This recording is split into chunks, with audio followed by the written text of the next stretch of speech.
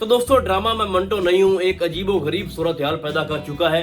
यानी कि ये ड्रामा हमने जिस बंदे की वजह से देखना शुरू किया था, आज ये नौबत आ चुकी है कि उसी के हमें सीन स्किप करना पड़ रहे हैं, यानी हुमायूं सईद। कोई लॉजिक नहीं है, कोई रीजन नहीं है कि भाई मैं मंटो नहीं हूँ। अब इस लफ्ज का, इस टाइटल का, इस ड्रामे की कहानी से क्या लेना देना। हमें तो सिर्फ देखने को मिल रहे हैं सिराज अमृतसरी और बिनियामीन उसके बेटे और उनकी दुश्मनी जो 70 साल से चल के आ रही है। 112 बंदे इधर से हैं, 110 इधर से हैं, और ये पता नहीं इन दोनों का जो हिसाब है, जो 2 बंदे बचे हैं प्लस माइनस में, उनका हिसाब आखिर कब होगा और कौन करेगा। और हर दूसरी एपिसोड के अंदर हमें ये दिखाया जाता है कि फरहाद जो है ना वो ये प्लानिंग करके बैठा है, और दूसरी तरफ जो सिराज साहब हैं वो कुछ और करना चाह रहे हैं। यानी शमरेज जो है वो 2 साल पहले भी जेल में गुजार के आया है और अभी उसको महीना नहीं हुआ, वो दोबारा उसको भेजना चाह रहे हैं और वो कहता है कि मैंने जाना नहीं है, और बीच में खड़ा है हमारा सर मंटो। और फिर आप हमें जब बेतुकी सी एक लव स्टोरी दिखाते हो एक स्टूडेंट और टीचर की, और बार बार आप जबरदस्ती उनको इस मामले में घसीटना चाह रहे हो, चाहे वो महमल है चाहे वो हुमायूं सईद एज आ मंटो है।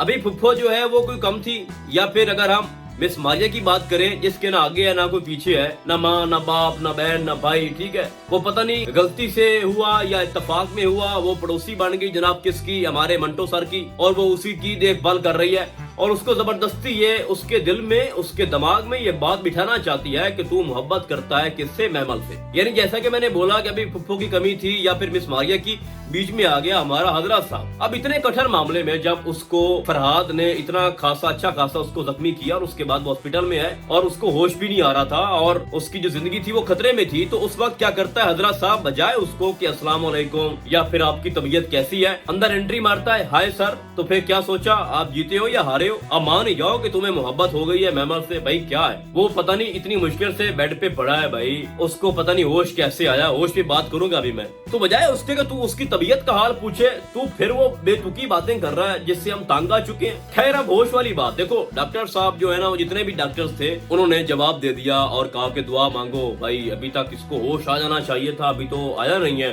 तो फिर क्या होता है कि फुफ्फो को लगता है कि जब ये महमल जाएगी ना और फूंक मारेगी वजीफा पढ़ के तो उसको होश आ जाएगा। तो महमल वहां पे जाती है और उसको ना फूंक मारती है और वजीफा भी पढ़ती है, तो उसके बाद भी उसको होश नहीं आता। तो फिर वो क्या करती है, उसका हाथ पकड़ती है, उंगलियों में उंगलियां डालती है और फिर उसको पंप करती है, जिसके बाद हमारे मंटो सर को होश आता है। और फिर महमल क्या करती है, वापस हुई बात आके अपनी माँ को बताती है और उससे पहले फुफ्फो को मिलती है और कहती है कि आपने मुझे बताया नहीं कि जब वजीफा पढ़ा जाए और उसके बाद वजीफा असर ना करे तो फिर क्या करना चाहिए। तो फिर मैंने अपना तरीका अपनाया और उसका हाथ पकड़ा। भाई क्या कर रहे हो आप, यानी एक तरफ आप दिखा रहे हो कि महमल के भाई जो हैं उनको जान के लाले पड़े हुए हैं, और दूसरी तरफ वो अपने इश्क के मजे ले रही है, कभी इधर कूद रही है बच्चों के साथ, कभी इधर भाग रही है, कभी बाप से बात करना कि उसको होश आ गया, मैं गई तो होश आ गया, मुझसे पहले डॉक्टर जो है वो बड़े परेशान थे। फिर अपनी माँ से जिस अंदाज में बात कर रही है, तो उसको कोई भी रिग्रेट नहीं है कि आपका भाई जो 2 साल पहले जेल में रहा है अब उसके साथ क्या होने वाला है, उसने फरहाद के भाई को ऊपर पहुंचा दिया। तो आप सब लोग तो रिस्क पे खड़े हो ना, खुद महमल भी। और अभी मंटो के साथ क्या हुआ, तो जरा सा भी नहीं दिखाया गया कि महमल को थोड़ा पछतावा हो, कोई दुख हो अपने भाई, उसका जो नोरेज भाई है बेचारा जो व्हील चेयर के ऊपर पड़ा है, जो बेचारा तकलीफ में आवाजें लगा रहा था, उसके बाद शमरेज भी खतरे में है, तो महमल को कोई परवाह नहीं है। बड़े हजरत साहब चले गए, उसका होने वाला ससुर चला गया, कोई मसला नहीं है। उसके बाद उसके फियोंसी के ऊपर अटैक होता है, फिर भी कोई इशू नहीं है। मंटो के ऊपर होता है और वो बेचारा बड़ी मुश्किल से अपनी जान बचाता है, फिर भी कोई मसला नहीं है। उसको बस चस्के चाहिए, कभी फुफ्फो उसको चस्के दे, तो कभी मिस मारिया, तो कभी हजरत साहब, छोटे हजरत साहब। तो फुफ्फो को देखकर ये लगता नहीं है कि उसके 2 बेटे भी चले गए। कभी कभी मुझे ऐसा लगता है कि फुफ्फो का एक वो रोल हमें दिखाया जा रहा है जो कि घर में रह के उसी घर को खा जाता है या उसको बर्बाद कर देता है। तो खैर बातें ना फिर कहीं और निकल जाती हैं। अगर हम इन्हीं के ऊपर डिस्कस करते रहे तो वीडियो हमारी फिर बहुत लंबी हो जाएगी। बात करने का मकसद ये है कि शमरेज जो है उसने इनकार कर दिया कि मैंने जेल नहीं जाना, और यहाँ पर जो शर्त रखी गई है उसका बाखूबी इल्म हो चुका है सिराज को कि वो महमल चाहता है। तो भाई आप महमल दे दो।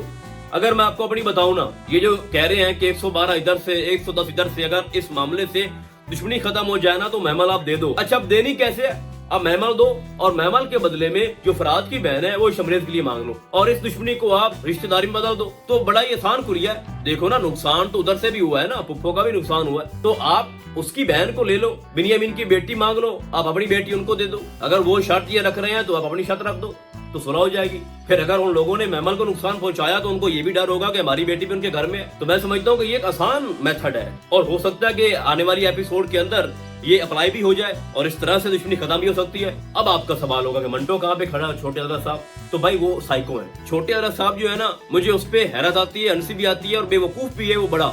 ठीक है, जब तुम्हें पता है कि मेमल मुझसे शादी करने को तैयार हो चुकी है, वो ये भी कह रही है कि शादी के बाद मोहब्बत हो सकती है, तो भाई आपको तो है ना, आपको तो इंसान मिल गया ना। पता ही वो इतना बड़ा फिलोसोफर बन के बैठा है और कहता है कि मैंने मोहब्बत को जीतना है, मैंने लड़की नहीं जीतनी। भाई लड़की जीत लेगा तो उसकी मोहब्बत भी जीत लेगा। आप उसको अपने घर तो लेके आओ भाई, तो बीच में खड़ा है। अच्छा मंटो, अब समझ नहीं आ रही कि पहले मैं वहम करता था कि जो मंटो है ना, ये भी एक साइको टाइप इंसान है, लेकिन अब मुझे लग रहा है मंटो ने कॉल किया है मेमल को और उसने उसको बताया है कि जब मेरे सामने 2-4 लोग बैठ के, खासतौर पर मिस मारिया और छोटे हजरत साहब, जब मुझे ये बात करते हैं मेरे सामने बैठ के कि मैं मोहब्बत करता हूँ मेमल से और मेमल मुझसे मोहब्बत करती है, तो ये सोचकर मैं किसी दिन मर जाऊंगा। अब यहाँ पर ना दो चीजें हैं, या तो मंटो को मोहब्बत है नहीं और इसी वजह से ये वो कहानी सुनना भी नहीं चाहता, या फिर वो शर्मिंदा हो रहा है इस वजह से कि मैं एक टीचर हूँ और वो स्टूडेंट है और 15-20 साल का 22 साल का गैप भी है, तो वो भाई बड़ा शर्मसार हो रहा है। यही वजह है कि वो चाहता है कि इस टॉपिक पे बात भी ना हो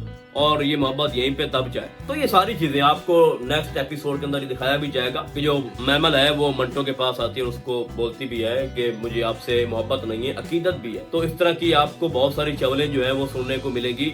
बट मैं ये समझता हूँ कि हुमायूं सईद यानी जो हमारा मंटो है और उसके बाद जो मेमल का रोल है, उसके अलावा जो बाकी की कहानी है ना, उसमें ज्यादा दम है, उसमें ज्यादा पावर भी है, सस्पेंस भी है और फरहाद का रोल भी बड़ा कमाल का है। और उसके बाद अगर हम नमीर खान एज शमरेज की बात करें तो मैं खुद चाह रहा हूँ कि हमें उसके ज्यादा आप सीन दिखाओ। बड़ा अच्छा लगा लेटेस्ट एपिसोड के अंदर जब वो बात कर रहा था अपने बाप से और कह रहा था कि मैं अब जेल नहीं जाऊंगा, ठीक है, और उसने कहा कि मेरी माँ ने मेरे पे हुक्म जारी कर दिया है, अब वो कहेगी तो तभी मैं जेल जाऊंगा। कि शमरेज पहले भी 2 साल जेल में रहा और उसके बाद अब जवानी फिर काटेगा उसमें, तो जिंदगी भर ये खतरा हमें चलता रहेगा। तो ऐसा भी क्या है, यानी कि आप लोग, मुझे बड़ी अच्छी बात लगी जब सिराज की बीवी उससे बोल रही थी कि पहली बात तो ये है कि आप लोग ना शादियां मत करो और अगर करो तो बेटे मत पैदा करो, क्योंकि आप तो अपनी जिद और अनाह में लड़ते जाओगे ये लड़ाइयां, लेकिन हमारा क्या, हमारे तो लाल चले जाते हैं। और यही बात बिन्यामीन ने भी की है कि इस इतनी बड़ी पुरानी लड़ाई में हुआ क्या है, माओ की जोरियां जो है वो बर्बाद हो गई, उजड़ गई। तो मैं समझता हूँ कि अगर इस तरह का कोई रास्ता निकलता है, और जो मुझे लग भी रहा है कि हो सकता है, इस तरह ये कहे कि आप अपनी बेटी हमें दे दो, ठीक है, और हम अपनी बेटी आपको देते हैं, लेकिन यहाँ पर एक और सूरत पैदा हो जाएगी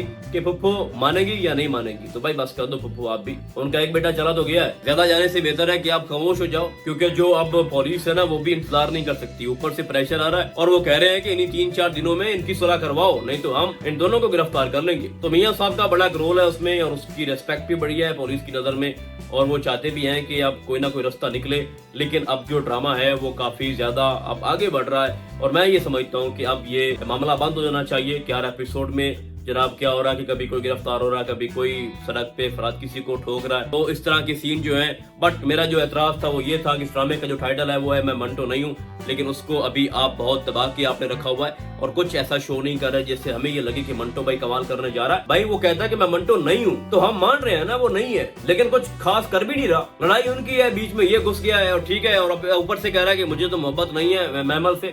भाई कुछ साबित तो करो, कुछ निकालो सही बीच में कि ये ज्यादा क्या करता क्या है। अगर हो गई है तो भाई खुल के बोल दो, नहीं हुई तो खुल के कह दो कि नहीं हुई। अजीबोगरीब सूरत हाल इस ड्रामे के अंदर पैदा हो चुकी है। तो मैं चाहता हूँ, बल्कि हम सभी यही चाहते हैं कि आप थोड़ा मंटो और मेमल के सीन जो है या उनकी जो स्टोरी है थोड़ा उसको पावर दो, कुछ नया उसके अंदर लेके आओ। भाई आप क्या कर रहे हो, हम बोर हो रहे हैं उन दोनों को देख के। तो खैर मेरी तो इस ड्रामे के लिए यही राय थी जो मैंने आपके सामने रखी। बाकी आपको क्या लगता है वो तो आपने मुझे बताना है। तो फिलहाल आज के लिए बस इतना ही, हम आपको बहुत जल्द मिलेंगे किसी और ड्रामे के नैरियो में। तब तक के लिए अल्लाह हाफिज।